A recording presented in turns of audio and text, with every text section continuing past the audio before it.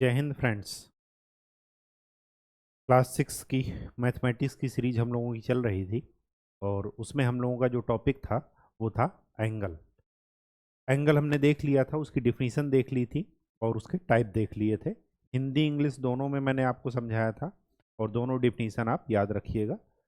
भाषा को कभी भी जो है ऐसी मत समझिएगा कि बहुत कठिन है। कठिन नहीं है, वो एक दो बार प्रैक्टिस करेंगे अपने आप आ जाएगा, क्योंकि जैसे ही आप हायर स्टडी में जाएंगे इंग्लिश वर्ड आपके लिए ज़्यादा मायने रखते हैं हिंदी से। ठीक, पता होना चाहिए, क्योंकि समझ अगर बेहतर है तो भाषा तो एक रिप्रेजेंट करने का माध्यम है अपने ज्ञान को। ठीक, तो घबराइएगा नहीं। आज का जो हमारा टॉपिक है 5.4 एक्सरसाइज कल हम लोगों ने कर लिया था। आज हमें ये देखना है, दो चीज़ों के बारे में समझना है। एक तो बोलते हैं परपेंडिकुलर, परपेंडिकुलर को हिंदी में बोलते हैं लंब, लंब या लंबवत, दोनों कह सकते हैं। ठीक, परपेंडिकुलर, सॉरी,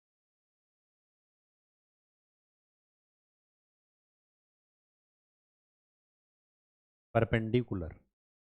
ठीक, देखिए परपेंडिकुलर होता क्या है।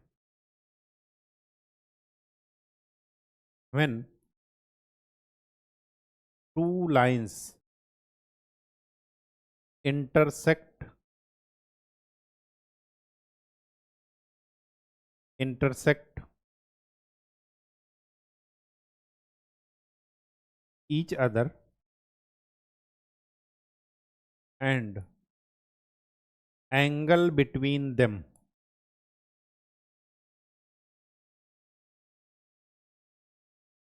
is 90 degree.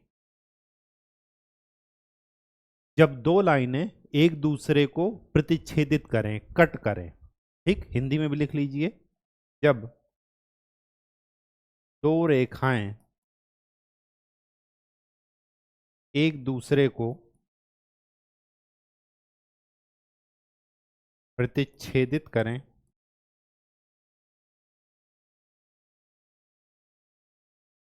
और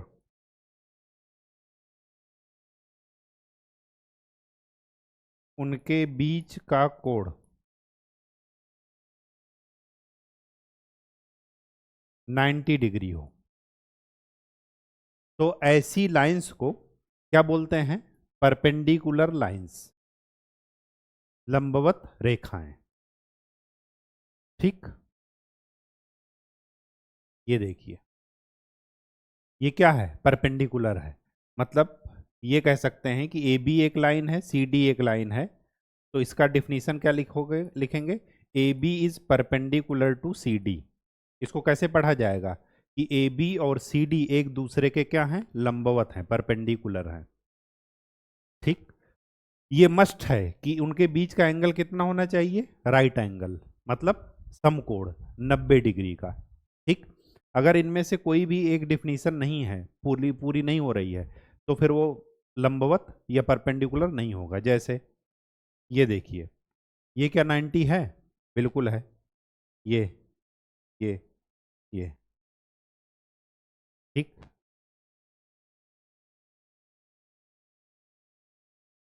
ये देखिए, क्या ये 90 है?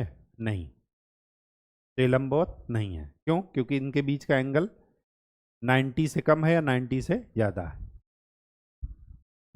ठीक, तो ये परपेंडिकुलर है, ये परपेंडिकुलर है और ये नहीं है। इसी में एक दूसरी डिफिनीशन देखनी है, क्योंकि इसी में बताया गया है, एक दूसरी डिफिनीशन है, दूसरा टर्म है, डिफिनीशन नहीं। उसको बोलते हैं परपेंडिकुलर बाइसेक्टर, हिंदी में बोलते हैं लंब समद्विभाजक।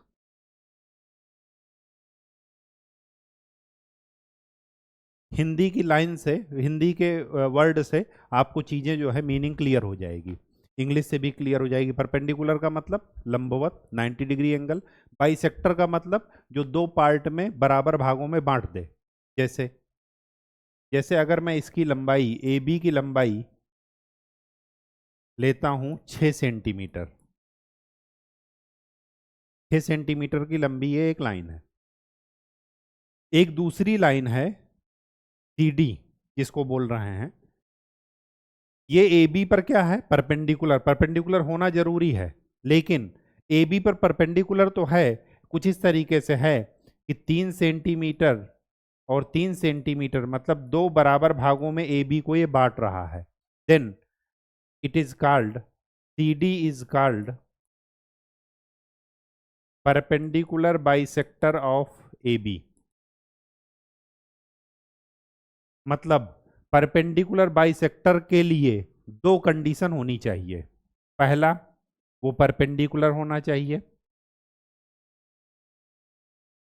और दूसरा वो क्या होना चाहिए, it divides line into two equal parts. ये दोनों कंडीशन साथ में फुलफिल होना चाहिए। पता चला दो बराबर भागों में वो लाइन को तो बांट रहा है, लेकिन परपेंडिकुलर नहीं है। जैसे जैसे ये है, ये ए बी है, ये 3 सेंटीमीटर है, ये भी 3 सेंटीमीटर है, लेकिन ये एंगल क्या है, 90 नहीं है। और अगर 90 नहीं है तो कभी भी ये परपेंडिकुलर बाइसेक्टर नहीं होगा। परपेंडिकुलर बाइसेक्टर के लिए दो कंडीशन होना मस्ट है, दोनों एक साथ फुलफिल होनी चाहिए। पहला, वो परपेंडिकुलर होना चाहिए, और दूसरा, वो दोनों को क्या करना चाहिए, बराबर भागों में बांटना चाहिए। हो सकता है कि परपेंडिकुलर हो बाइसेक्टर ना हो सकता है बाइसेक्टर हो परपेंडिकुलर ना हो, लेकिन अगर दोनों कंडीशन एक साथ हो गई तब हम कहेंगे परपेंडिकुलर बाइसेक्टर या लंब समद्विभाजक। डिफिनीशन क्लियर है? ठीक। अब चलिए चलते हैं अपने एक्सरसाइज में, यही दो बातें यहां पर जाननी थी। एक्सरसाइज क्या कह रहा है, ये डिफिनीशन आपको दिखाई गई है, पढ़ लीजिएगा, इसमें कोई दिक्कत नहीं है। एक्सरसाइज 5.5 क्या कह रहा है, which of the following are models for perpendicular lines. इनमें से कौन कौन से उदाहरण परपेंडिकुलर लाइन के को रिप्रेजेंट कर रहे हैं। तो देख लेते हैं कौन कौन से परपेंडिकुलर लाइन को रिप्रेजेंट कर रहे हैं। क्या कह रहा है, the adjacent edges of table top. अगर एक मेज है तो मेज के 4 पैर होंगे,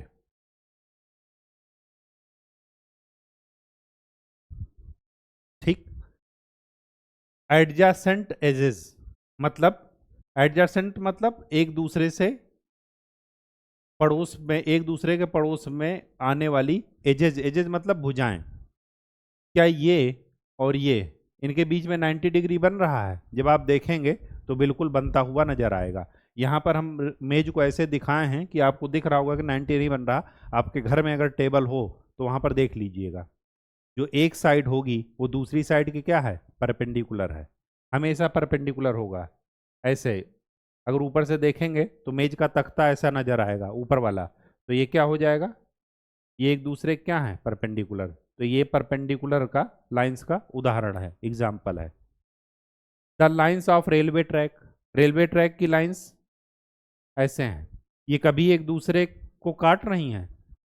अगर वो कट कर रही हैं तभी वो परपेंडिकुलर लाइन की कैटेगरी में आ सकती हैं। ऐसा नहीं कि हर कट करने वाली लाइन आ ही आएगी ही। लेकिन अगर कट कर रही होंगी, परपेंडिकुलर में हमने पढ़ा है ना कि दो लाइन एक दूसरे को तभी इंटरसेक्ट करेंगे, इंटरसेक्ट करें, और दूसरी बात क्या है, 90 डिग्री एंगल हो उनके बीच में। अगर वो इंटरसेक्ट ही नहीं कर रही हैं तो एंगल की बात ही नहीं होगी। यहाँ पर इन दोनों के बीच ये क्या है, ये परपेंडिकुलर लाइंस नहीं है, ये पैरेलल लाइंस हैं, समांतर रेखाएं। इनको क्या बोलते हैं, समांतर रेखाएं। रेलवे की पटरी, या इंग्लिश में बोलते हैं पैरेलल लाइंस। समांतर का मतलब क्या है, समान अंतर। कहीं भी नाप लेंगे इनके बीच की दूरी हमेशा एक ही रहेगी, चाहे जहां नाप लीजिए, ठीक। तो ये परपेंडिकुलर लाइंस नहीं होगा। C, the line segment forming the letter L, L में देखिए ये और ये परपेंडिकुलर है, बिल्कुल है, तो ये परपेंडिकुलर होगा। ठीक, इसके बाद क्या कह रहा, द लेटर वी, वी में देखिए क्या ये कभी परपेंडिकुलर है, कभी नहीं है। परपेंडिकुलर होता तो ऐसे बनता, परपेंडिकुलर होता तो ऐसे बनता, ऐसा है नहीं है, तो वी नहीं होगा। देखने का तरीका बहुत ही आसान है। कमरे की सारी दीवारें एक दूसरे के क्या हैं, जो आसपास की एडजेसेंट हैं, पड़ोसी भुजाएं जिन्हें आप कहते हैं, वो क्या हैं, एक दूसरे के हमेशा परपेंडिकुलर होंगी। टेबल की, वो हमेशा एक दूसरे के परपेंडिकुलर होंगी। आपके पास मोबाइल होगा, मोबाइल ऐसा कुछ होगा। अब ये साइड और ये साइड एक दूसरे के परपेंडिकुलर, ये साइड और ये साइड एक दूसरे के परपेंडिकुलर, लेकिन ये साइड और ये साइड एक दूसरे के परपेंडिकुलर है नहीं, ये साइड दोनों एक दूसरे के क्या है, पैरेलल है। ये साइड एक दूसरे के क्या है, पैरेलल है। लेकिन एडजासेंट साइड वो होती हैं जो पड़ोस में होती हैं। अब इस साइड के पड़ोस में ये है और ये है, इस साइड के पड़ोस में ये वाली साइड नहीं है, तो एडजासेंट साइड्स हमेशा क्या है, परपेंडिकुलर है। ठीक, चाहे वो कमरे की दीवार की बात हो, चाहे टेबल टॉप की बात हो। चलिए क्वेश्चन नंबर 2, क्वेश्चन नंबर 2 क्या कह रहा है, let P Q be the perpendicular to the line segment X Y. एक लाइन सेगमेंट है एक्स वाई, उसका परपेंडिकुलर है P Q.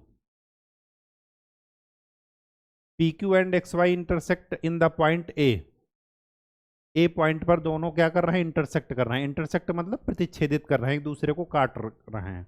What is the measure of angle P A Y, ये एंगल का मेजरमेंट कितना होगा, तो देखने से ही लग रहा कितना होगा, 90 डिग्री। यहीं पर लिख दिया गया है कि ये क्या है, परपेंडिकुलर है, तो एंगल हमेशा किस पर होगा, 90 डिग्री। ठीक, देखने से भी लग रहा है। चलिए third number, third number question क्या कह रहा है, there are two set squares in your box, what are the measures of the angles that are formed at their corners, do they have an angle measures that is common. आपके geometry box में दो set square होंगे, set square ऐसे होते हैं, मैं आपको दिखाई दे रहा हूं। आगे क्या कह रहा है, what are the measures of angle that are formed at their corners, उनके कॉर्नर पर क्या एंगल बनते हैं वो देखना है, और क्या एंगल कॉमन है। ये देखिए, ये है सेट स्क्वायर, एक ये है और दूसरा ये है, ये दो सेट स्क्वायर आपको दिखेंगे। इनको देखने से ही लग रहा है क्या, कि एक एंगल कॉमन है, ये वाला, ये जो 90 है। ठीक, दूसरा एंगल भी कॉमन है, एक में 60 होगा और एक में 30 होगा। ये आप देखेंगे मेजर करके तो देख लीजिएगा। और यहां पर भी देखिए, ये और ये आगे हम लोग पढ़ेंगे ट्रायंगल, तो उसमें हम आपको बताएंगे। ठीक, तो वहां पर ये चीजें और क्लियर हो जाएंगी। तो अभी आप क्या देख रहे हैं कि यहाँ पर दो एंगल कॉमन है, एक 90 90 90 90 दोनों जगह आपको मिल रहा है। ये है, ये एंगल है 90, ये वाला। ठीक, नेक्स्ट आगे क्या कह रहा है, study the diagram, the line L is perpendicular to line M. चलिए स्टडी कर रहे हैं। ये है लाइन एल, ये एक सीधी लाइन है, स्मॉल लेटर से लिख दिया गया है एल, और एल के परपेंडिकुलर है एम, ये है एम। ठीक, आगे क्या कह रहा है, सीई इक्वल टू ई जी, क्या ये सही है या नहीं। आगे क्वेश्चन मार्क लिखा है कि क्या सीई ई जी के इक्वल है, तो देख लेते हैं। सीई, सीई का मतलब क्या हुआ, यहां से यहां के बीच में कितने यूनिट की डिस्टेंस है, एक यूनिट, ये हो गया 3 से 4 और 4 से 5, तो सीई के बीच में कितनी डिस्टेंस है, 2। 2 यूनिट, यूनिट हमें नहीं पता कि सेंटीमीटर है कि मिलीमीटर है कि किलोमीटर, तो हम खाली 2 लिखे हैं बस, ठीक। और ईजी, ईजी क्या है, यहाँ से यहाँ, तो ई से एफ में 1 यूनिट हो गया और एफ से जी में 1 यूनिट, 2। तो क्या ये सही है? बिल्कुल सही है। सी और ई जी क्या है? इक्वल है।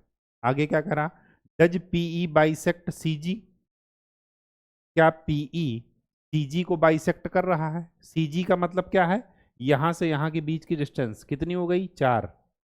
और पीई क्या है? ये वाला लाइन, तो 4 का आधा क्या हो गया? 2 और 2, तो बाइसेक्ट कर रहा है, बाइसेक्ट कर रहा है। बराबर बांट रहा है, बराबर बांट रहा, इसका मतलब बी भी सही है, ए भी सही है।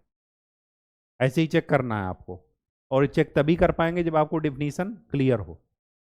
आगे क्या कह रहा है, C, identify any 2 line segments for which P is perpendicular bisector.